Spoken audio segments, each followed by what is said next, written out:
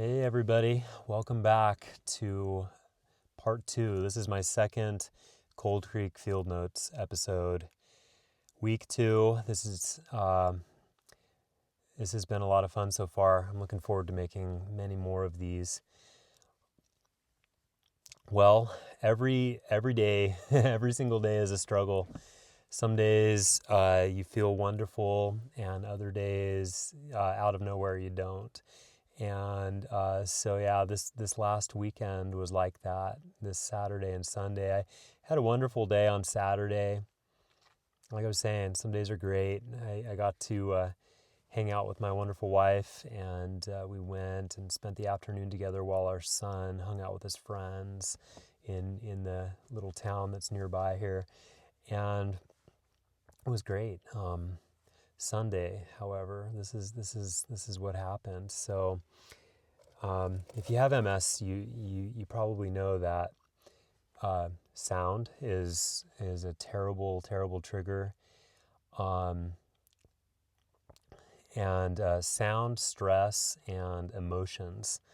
Those three things for me are like my kryptonite. The thing that just hurts me really badly. Well, so Sunday morning, I get up and we're all hustling to try to get dressed and make it to church on time. If you have any little children, you understand, what a hassle that can be. But we made it. And basically, you can see these little wax. Can you see that? These are my preferred earplugs. They're just silicone or wax sort of things. And they just block all the noise. It's great because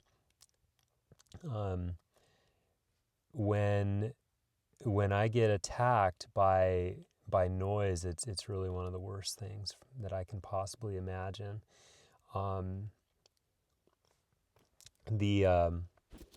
What happens is that, pardon me while I figure out my tech, how it works. But so basically I go into this big chapel, and it's probably got a couple of hundred people in there. And there are several, God bless each one of them, little babies that are wailing like it's the second coming or something. Just cry. And, in church, like I said, bless each one of them. They, if you're not crying, you're dying, right? Isn't that the truth? You got these beautiful babies. And most people, it doesn't bother them one bit. But for people with MS, it's, like I said earlier, it's kryptonite. It is poison. And what it feels like is watching a gigantic television that's turned up too loud, and it's constantly flipping uncontrollably through the channels, and there's nothing you can do to stop it. And my brain can't make sense of anything that's going on, and I desperately want to stop it, but I can't. And it causes my brain to become foggy and slow and unable to process all of the different input that's happening all around me. And all the while, and so that's what I mean. We've got a couple of hundred people that are singing and doing small conversations. But mostly it's the babies, the babies that are screaming their lungs out, announcing themselves, here we are, world, we're here to take over, but that's what happened. And it got so bad that I was feeling a little panicked by the experience. And so I got up and left just maybe 3 or 4 minutes into being there. I wasn't there very long, but it had that kind of effect on me. Well, anyway, I didn't see much point in staying because I was so traumatized, to be honest. I didn't want to go back in. So I wanted to come home and relax. And that's what I did, guys. When you have MS, you have to be mindful of everything. So I've been doing this for 10 years now, so I understand. First of all, I had forgotten my nice wax earplugs, and I had those cheap like worksite earplugs that you squeeze and they expand. They weren't doing the trick at all, and I think that had a lot to do with it. Anyway, I decided to come home into this beautiful forest. You can see some of the trees back there. It is so quiet and peaceful here, and I thought that's what I need. And so I took my dog for a walk, and I played my music. There were no kids at home, so it was peaceful. So I got to play music, and I was trying my best. Well, guess what? When my beautiful children got home, just their kid conversations that were rocking back and forth, it brought back that same thing automatically, and felt so bad. So I had to come out into my car. I parked my car in a private spot on our property, and I just read my book for like 2 hours. Um, so, you know, basically that's how I dealt with it, and I think I was feeling okay. I came back in, and I thought, okay, one of the things that I love to do is prepare meals, especially super duper healthy meals that not only I can eat, because once you guys get to know me, you'll find out that I eat a very specific diet to keep down the inflammation, to stop the multiple sclerosis from triggering and attacking. And so anyway, yeah, delicious food. If you get a chance to meet me one day, you'll find out. I'll cook for you. And I love making delicious food that is healthy, that I can eat. And of course, I raise my kids. My wife and I raise our kids to appreciate nutrition and understand that if you're eating nutritious food versus poisonous food, fire hot Cheetos or, orange soda pop or something like that, it's going to make you not only feel sick, but it's going to poison you over time, and it's going to ruin your life. So anyway, all right, and a part of, and getting off that tangent there, part of the calming experience is going in and cutting the onions and cutting the carrots and making the soup.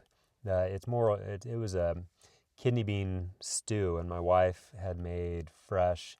She had cooked some fresh kidney beans, and those are just twice as delicious. And okay, and then after that, my wife and one of our kids, we played a fun game, a nice board game around the table. All of these things were helping. They were helping me to feel better. Well, what did I say? I said noise, stress, emotions. Yeah. So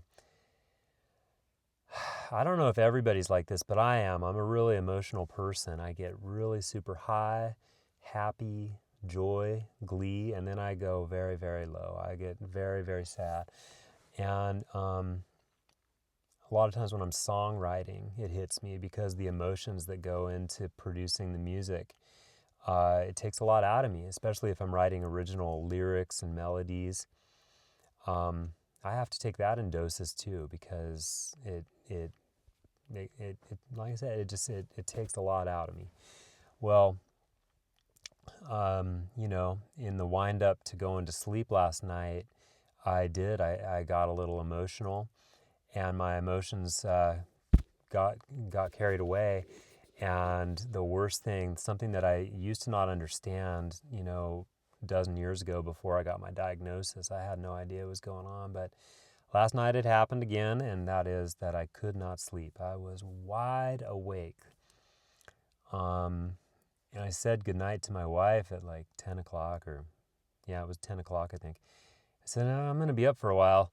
So I sat by our wood-burning stove and read my book and tried to wind down.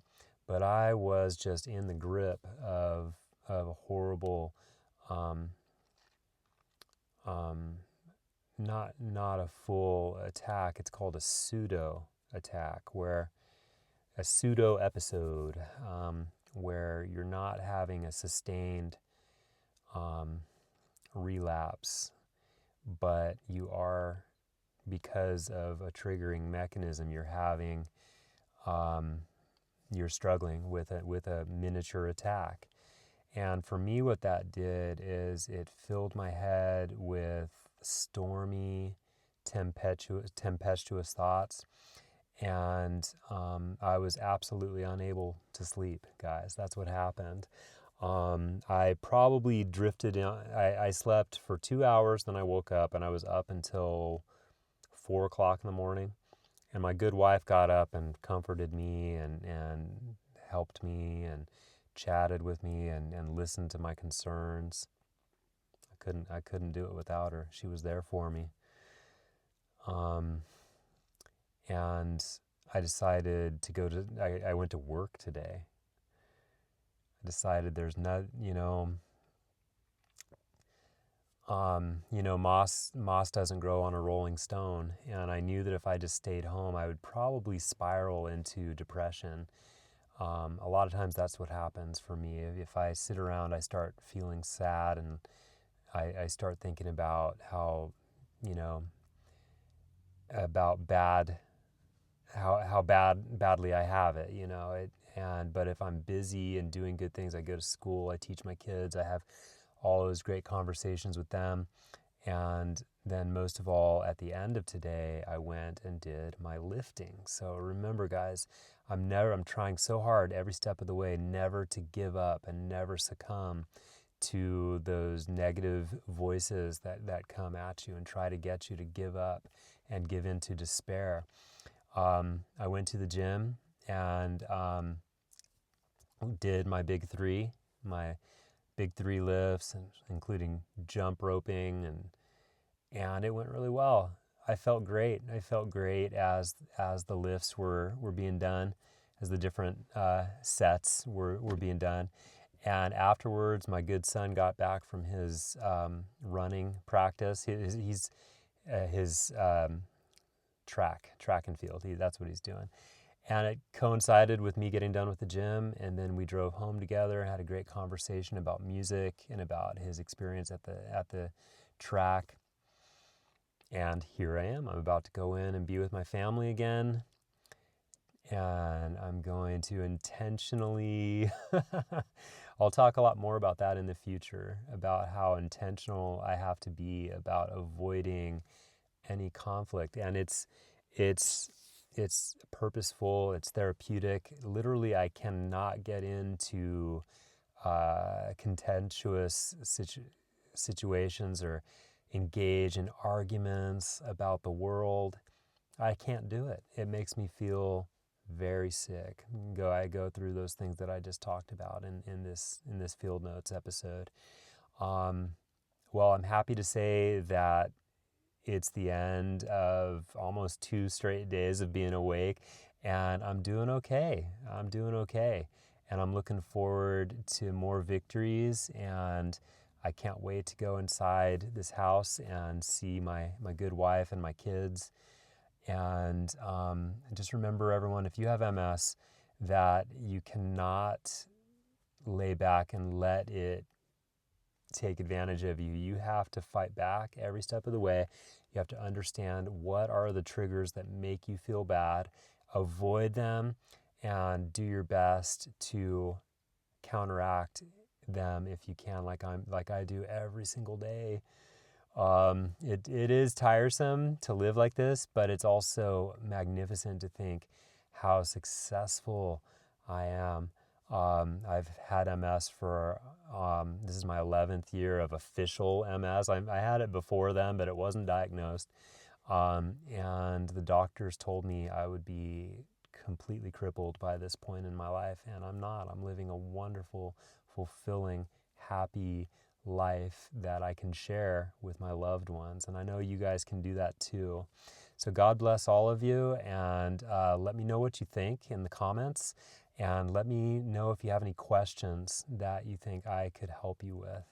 I'd love to answer them and help you too. We can do this together. Jeffrey Coldcreek out.